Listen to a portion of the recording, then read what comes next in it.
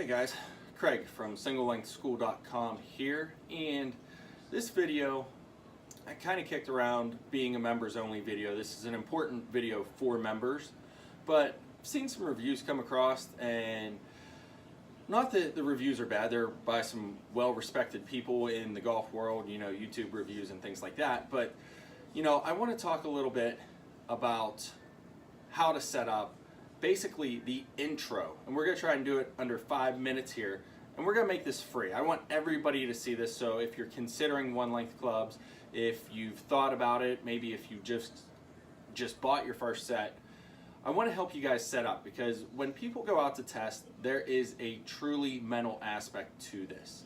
So hitting your single length irons, there's some adjustments, and if you don't make those adjustments right off the bat, then you're going to get frustrated. It's not going to be for you. So you've got to take everything with a grain of salt, because really you're completely changing your philosophy on golf. You're not playing a club where it's different than a different length than every other club in your bag. Your irons are going to stay the same, so your setup's going to stay the same. So I've got a couple tips, a couple drills here I'm going to combine into one under 5 minutes. So first of all is your setup.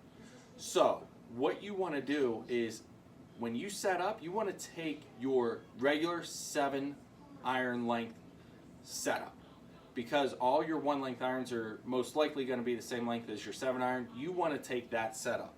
So what I mean is, I'm going to set the club down.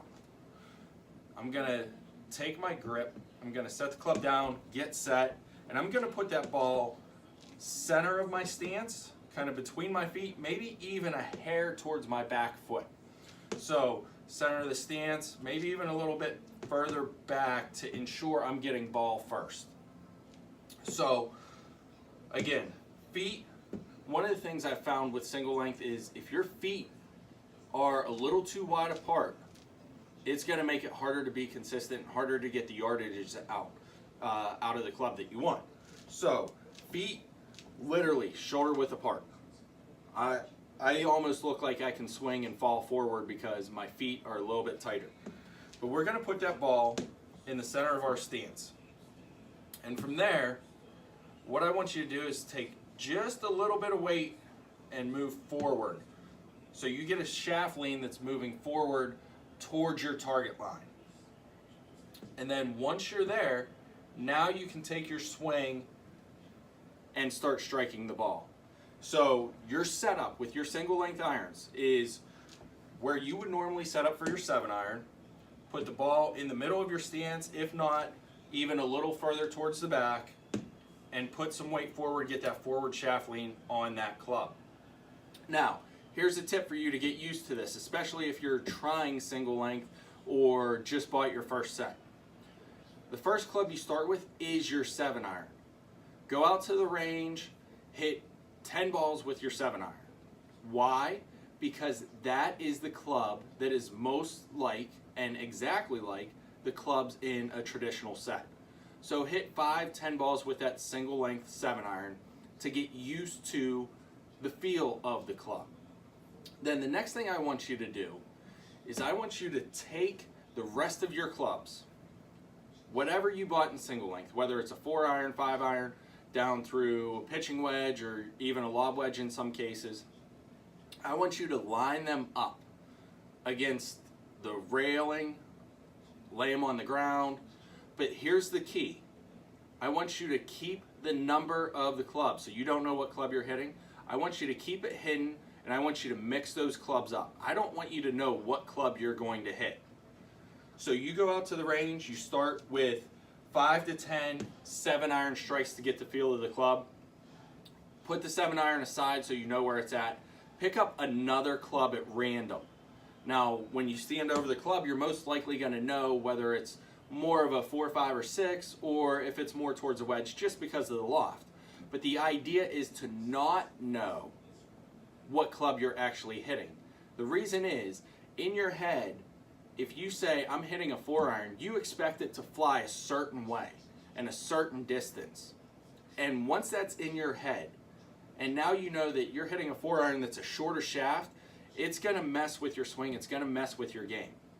So The idea is to not know what club you're hitting, to let the club actually do the work it's supposed to do. So you've taken your 5-10 swings with your 7-iron, feels good, looks good, club's flying well. Then next thing, pick up another club. You don't know what it is. You don't look at the bottom to see what number club it is. You step up, exact same setup with that ball position middle, even a hair towards the back foot. Lean forward just a little bit to get that shaft lean and make that exact same swing, exact same strike that you were making with a 7-iron. That's what I do with my people that I give lessons with my students. Sorry, a little brain fog here in the morning. But that's a drill I use with my students. And what happens is, pretty quickly, when they don't know what club they're hitting, now they see a consistent ball flight, consistent distances. It makes their transition so much easier into the one length. So, those are 2 tips. I'm actually going to put these out for free for everybody to see. If you guys are interested in more tips, come over to singlelengthschool.com. We've got a members only section. It's only $2.99 a month. We give great tips on single length, different ways to use your single length, chipping tips, driving tips, putting tips. Everything's in there for everybody.